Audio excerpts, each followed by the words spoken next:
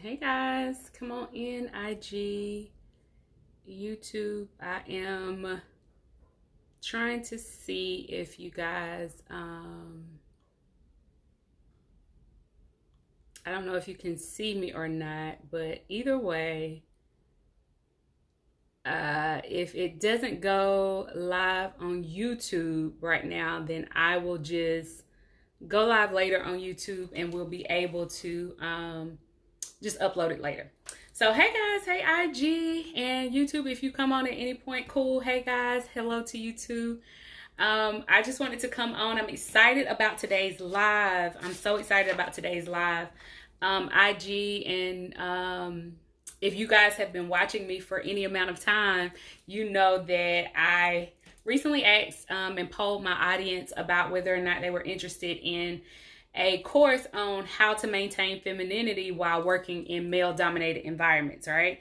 So you guys come on in. You know, I personally, I am a very, very feminine woman. If you've been watching my channel for any amount of time, you can tell that super girly girl, but I work in a very male-dominated industry, right? And so I thought it would be really fun to have a conversation about how I, as a very feminine woman, have been able to maintain my femininity, even though I am in an environment that is mostly men, it's mostly males, and those traditional characteristics of men, hello, those traditional characteristics are actually what I experience on a day-to-day basis, right? And so femininity, while there are women in my field, thankfully I'm in a location where there are many women who practice, and the practice of law has increased as it relates to women. There are way more women coming into the field. What I've noticed over time is that most women end up sacrificing their femininity or their stronger aspects of their femininity once they enter into the space. And so I just wanted to have a really fun and cute conversation about that. I have my notes, so I may be looking down a bit more as it relates to making sure I get all of my points in. So I wanted to start today's class with a story because I feel like that will be the best way for you guys to kind of see my heart when I'm talking about this subject. I know there's so much content on the internet now about femininity and everything going around femininity, but I wanted to take a special approach to those ladies who are seeking to keep their feminine aspects while being in very male-dominated areas. So I'm a health law attorney, but prior to focusing on health law as my particular practice area, I was a trial attorney. And as a trial attorney, you know, the courtroom is a very special place. It's a beast in and of itself. If you've ever had to go to court for any personal matters, I was specifically a criminal law defense attorney. Or excuse me, I was a criminal law attorney, but I was a criminal defense attorney. And so when you're talking about even going into the courtroom because someone has been accused of committing a crime, you have a certain energy that just is already in the courtroom, right? No one really wants to be in court because they are accused of committing a crime. And so that's why I was there. I was the attorney for the individual who was accused of committing that crime. Hello. Hi, guys. Come on in. YouTube, I'm sorry. I'm not sure if you guys can see or hear me or not. This is my first time going on live YouTube, y'all. And so something's going on with YouTube. But if you know anyone who's on YouTube, just tell them we're working on Instagram. Well, either way, what I wanted to communicate to you guys about was the story in court, right? That is a great illustration of how I really had to learn to keep my femininity, even if I'm in a male-dominated industry. So the courtroom is a special place. And in court, sometimes when you work in court, the attorneys are moving in and out of different courtrooms. And we may have a case in one courtroom on one floor. We may have another case in a courtroom on another floor. Well, I worked for the county and we all were assigned to certain courtrooms. So when issues arose, if an attorney had to be moved due to like personality differences or whatever else, then our bosses would often switch our courtrooms. So there was this one courtroom that, you know, we all had different problems just with some of the staff or whatever else. So we would regularly rotate out that courtroom so no one attorney would get burned out. Well, it was my time to change courtrooms, and hello, thank you for coming in. It was my turn to change courtrooms, and the courtroom that I was going to, just to give you guys an example of what the climate was, the judge was very seasoned in life, is how I would say it. And seasoned, he was a white male, ages 65 plus, right? He was very seasoned in life, very seasoned in his career. My DA, or my district attorney, or the prosecutor, he was a very seasoned white male as well. Think seasoned white male, 50 years or older. And then you had me as the defense attorney. I was, I think, 27 at the time that I went into this courtroom.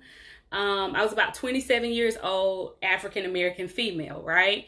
So that was the climate of the power dynamics in my courtroom. So I work in a very male-dominated field, but it's also a field rooted in power and in authority. As an attorney, it's a very authoritative position. So a lot of those words are not necessarily what you think of when you think of femininity, right? With femininity, you think light, you think fun, you think playful, you think happy, you think energetic.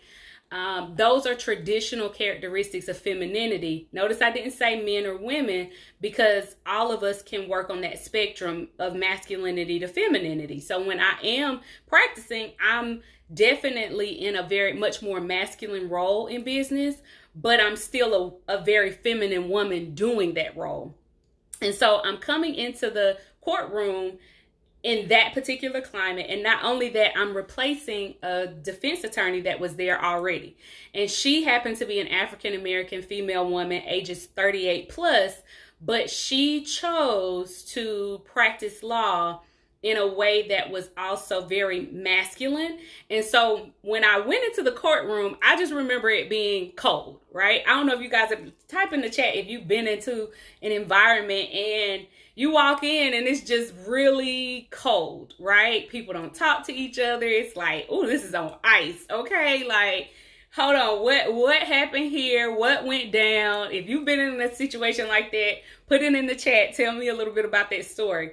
So I'm walking in and it's completely like this cold atmosphere, which for me, as like I said, I'm a woman who's very feminine. I'm like, who killed somebody? What is going on?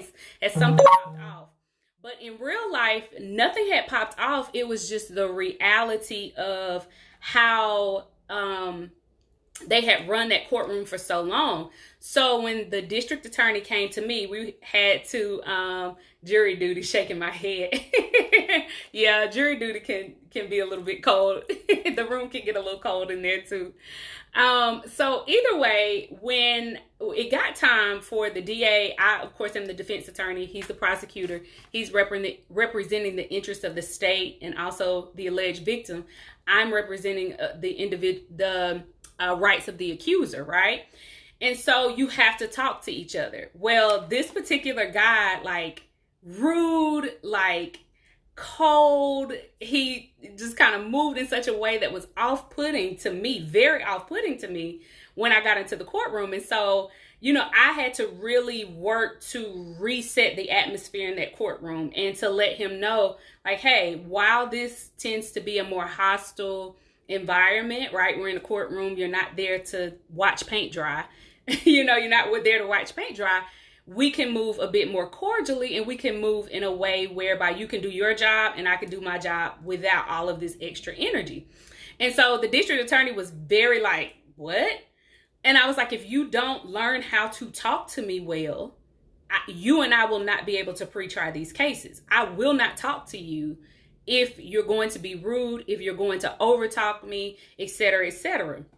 And so I think he was very put back by my number one tip for maintaining your femininity, which is boundaries. Okay. He was very like surprised by that boundary. Right. And when I put it up, he challenged it a few times, but at the end of the day, he was like, oh, Ms. Jamison is serious. Like I literally, because he wouldn't honor it at first, I made all of my announcements to the judge and to his clerk.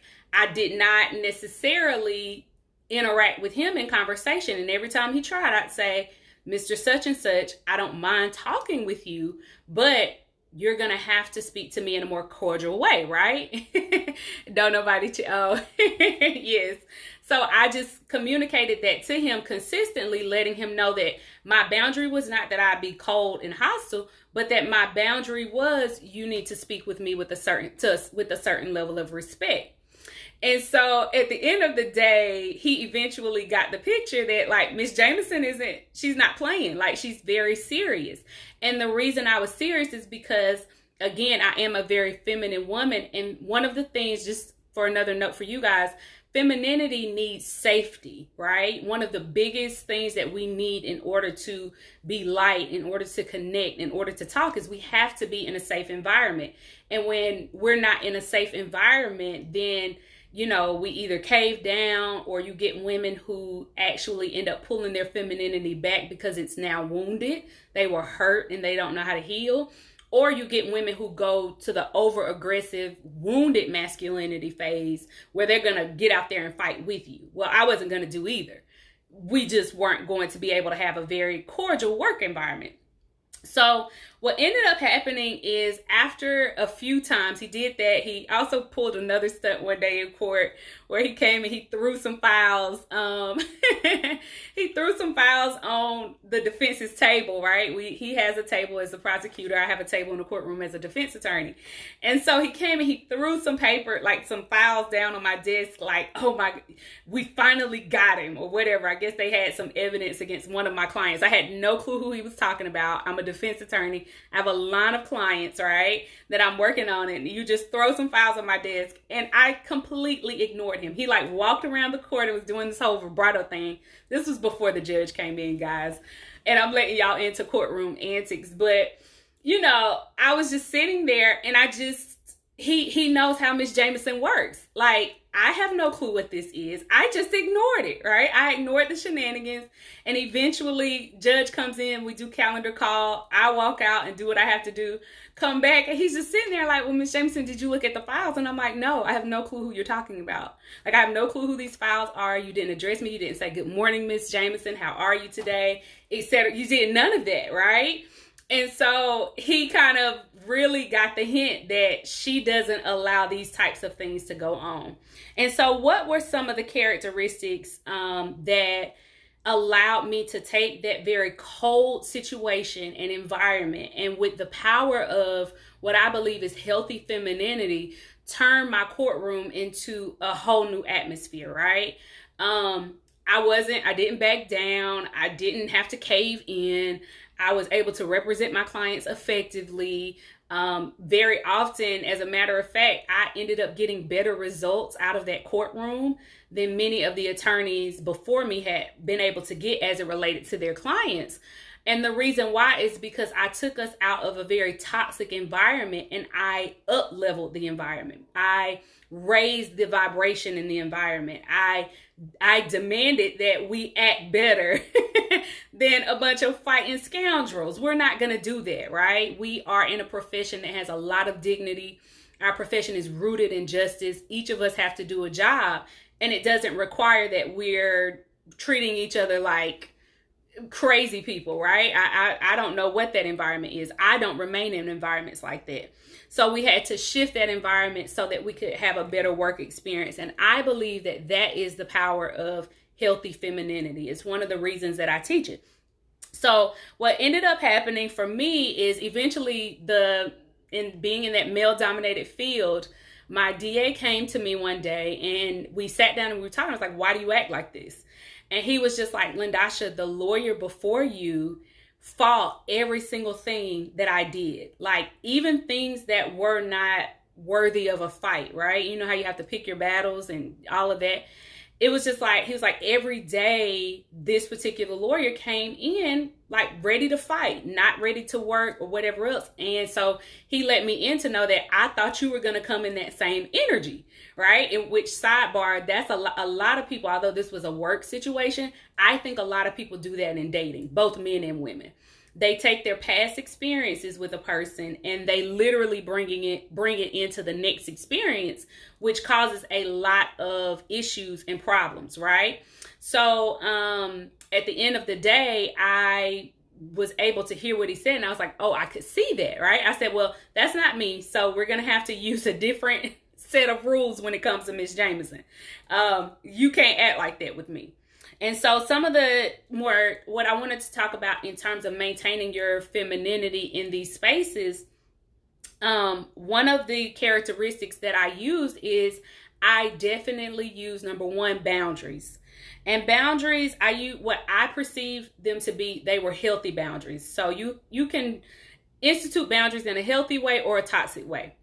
The way that, in my opinion, you introduce healthy boundaries is, number one, communication is a very important tactic to that, and how you communicate your boundaries, right? So I communicated my boundaries in a way where I was clear and direct, which is how most men receive information the best. Men are very direct. They're very A to B, B to C, C to D. That's most men. I'm not saying all men, but what I've observed about most men being in a male-dominated industry is that they don't communicate the way that most women communicate. We communicate in a way that's very full, very circular almost. We are talking about all of the things that we see going on in an environment. If we were discussing a courtroom, a woman may describe all of the things that she sees, but a man would describe, oh, I came to the court to do X.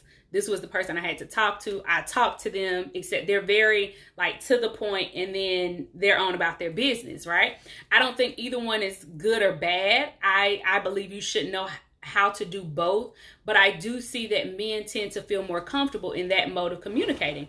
Well, I communicated boundaries to him in a way that he could understand, and that is a very feminine quality. Femininity often is considering the tribe, right? We're thinking about what's going on with the tribe, what's going on collectively.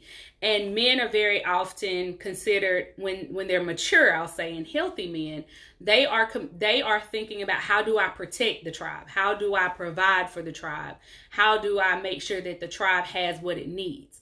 So we naturally and biologically do different things when we're healthy in femininity. I believe that these two things were created to work together, right? We live in a lot of toxic environments, and we end up being on opposite sides of each other, or hurting each other and all this toxic stuff that we do. But I believe that the original creation for us was that we work together. So I was able to observe the environment and see what that particular attorney needed in order to get out of that more toxic environment, so that we could work together in order to make sure that what our clients and what the alleged victims had going on did not affect us collegially, right? Meaning, I'm not my client. I wasn't accused of committing a crime. You're not the alleged victim. You were not the one who was harmed by someone else. I don't take on the energy of others. I have a job to do, and I'll defend my client, his constitutional rights. Do you have enough evidence to support this crime, what you're alleging, et cetera, et cetera? I'll do my job and communicate with my client and being client directed. I will not take on the energy of acting as though I am the client when I'm representing them in my profession, if that makes sense. So you guys let me know what you think about boundaries. How have you had to use your boundaries in order to up-level the environment that you're in? The second thing that occurred that I think was helpful for me, the reason why I'm using the story with the femininity, it was very helpful for me, is I am a woman who dresses very femininely. I am a woman, right? I love being girly. That was not something I was willing to sacrifice for my career. And so even when I went to court, Miss Jameson I would be in stockings that may be laced. I would be in a dress most days. When it was cold, I would be in pants, but I would wear brooches and scarves and different things like that. But I presented myself in a way whereby you did not think I was a man, right? I don't know about you guys. I grew up with brothers. How many of you are women or men? Of course, if you're men, you can put your own thoughts about how men work in the chats. But if you're a woman, how many of you grew up with brothers? Put a 1 in the chat if you grew up with brothers. Well, I grew up with two brothers in the household, right? And I learned a lot about how boys naturally move, right? They didn't move like my sister and I. My brothers were very, very in their energy, just very different, right?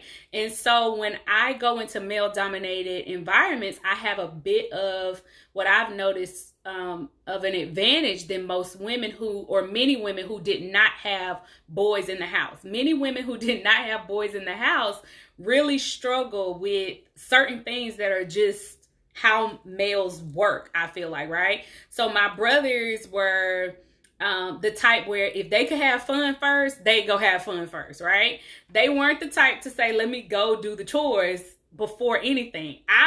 My sister would be like, well, no, mama said, let's do the chores first and then we can go play. And my brothers would be like, I'll come back and do those chores later. I'm going to get my reward for it first. So a lot of males, and that's why they also are better at taking risks sometimes than many of us as women, is they'll go and they'll get their reward first and then they'll come back for the responsible stuff. That can also mean that they can struggle a bit in life when life gets to be more serious. Like now we're older and there are a lot of serious things in life. You can see the men not want to rise to the occasion. But part of that is just because many of them are naturally wired for the reward first. And so when I was interacting in this male dominated environment, I made sure to give that reward to the DA that I was working with. And the reward for me was, hey, I'm not presenting any threat to you. I had no clue what he had went through with the other lawyer beforehand, but I was like, yo, I'm not arguing with you. I'm sitting here. I'm looking over my calendar for the day. Why are you acting like this, right? So his reward was that, oh, she's not going to fight. Like, oh, I can conserve my energy, which is another thing that I've learned with a lot of men.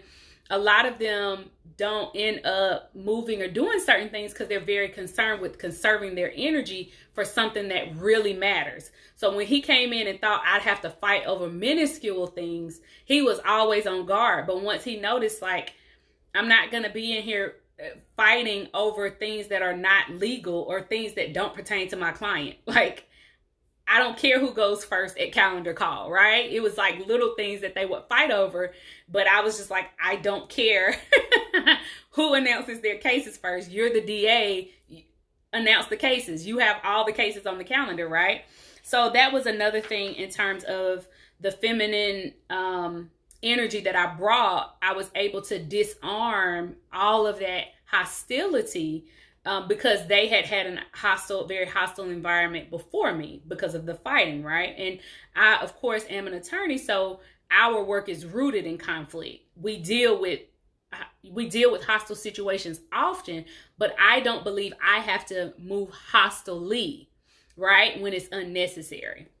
And so what are some of the things that you can do in your feminine routine to help you keep up a feminine routine if you're in a male-dominated industry?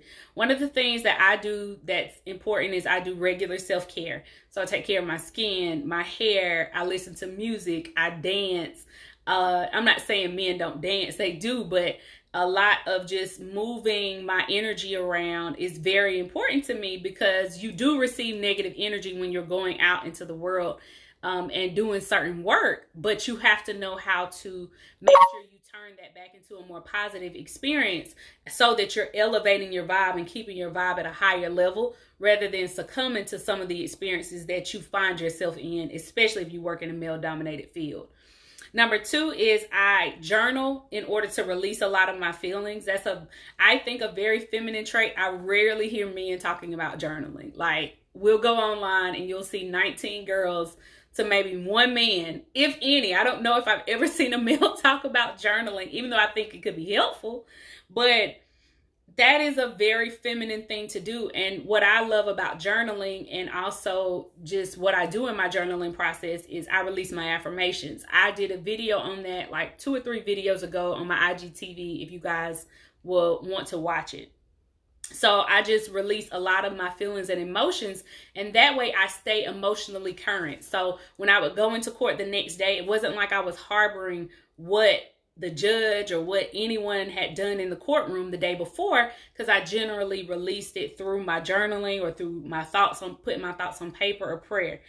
Some days in court, like if we were in trial, I might have to at lunch go in my office and do a quick journaling session, like these MFers got me messed up today, right? Like I would get that energy out so that I could go back to court and make sure that I was representing my client's interests in the highest ways. Because if you're in a male-dominated environment, whatever business or work we're doing is not about us, right? It's not about, thank you, yes. It's not about us. I have to remain focused on making sure that I get results for my clients. And I kid you not, out of the time that I was in that courtroom, individuals were going to jail at a rate prior to me entering into that courtroom. So many individuals were going to jail at rates that were higher than the rest of us in our courthouse. And we could never figure out like what in the world is going on. And by the time I turned around, throughout the whole year, I think I had one client that ended up having to do hard time out of a year and a few months. It was probably like a year and 3 months that I was in that courtroom. I had one client that had to do hard time because I was able to really focus on working the cases as opposed to fighting with, the other side. That's not the purpose. The purpose is to make sure that justice is served on both parts. You have a job, I have a job. But I was able to focus on my job and deliver better results for my clients. Another thing is, I said, personally, you guys know my faith is important to me. Regular time with my faith in God. And then the last thing that I want to tell you about, femininity as it relates to being in a male-dominated environment. Femininity is not weak. I think a lot of people and women and maybe even some men who are in more wounded masculinity phases, or they're in toxic masculinity experiences, they think that femininity is weak. And femininity is not weak. It is extremely strong. As a matter of fact, I believe that, the base of creation, if you're talking from a place of faith, was that God made the man first. And from the man, he made the woman, right? The basis of us is strength. All of us, when we are as we ought to be, we are strong. We're unstoppable, right? So femininity coming out of a woman, that strength is the base, the basic foundation that you have to have. And from there, though, our characteristics merge into the more masculine, feminine qualities, which I believe, of course, God has both. That's why we all can merge across the spectrum. Men can apply many of these principles to be successful amongst each other, but they have to choose to do that, right? For us as women, it comes a bit more naturally because it's just what we were deposited with, I believe, at least the most of us. Now, there are some women, I think studies show that 10 to 20% of women present more masculine qualities naturally, like biologically is shown that, but 80 to 90% of us tend to display certain feminine qualities. So if you've done any formal studying on the subject that I'm talking about, you probably run across those numbers. But either way, I just wanted to remind you that femininity is very strong. It's one of the reasons why even in a male-dominated field, many of us are able to thrive. But I find that many of us thrive using masculine tendencies, right? Not necessarily the feminine qualities that bring for a different environment, and very often a much more successful environment when it comes to getting, certain things done, like the deals. Because we know that women can get things done, but you're not getting it done if you're running around consistently wanting to be in a wounded masculine phase, or fighting so hard to, fight with the men that you miss the beauty of how you receive in your femininity, right? And so I just wanted to end with that note, and thank you guys for coming. I'm going to figure out what happened with YouTube and then probably refilm this again. But thank you so much for watching, and you guys have a wonderful, wonderful day. Okay, bye y'all. Thank you for coming. Hello. Thank you, Charnay and Abrizia. I saw some others that joined. Hello. Thank y'all. Bye-bye.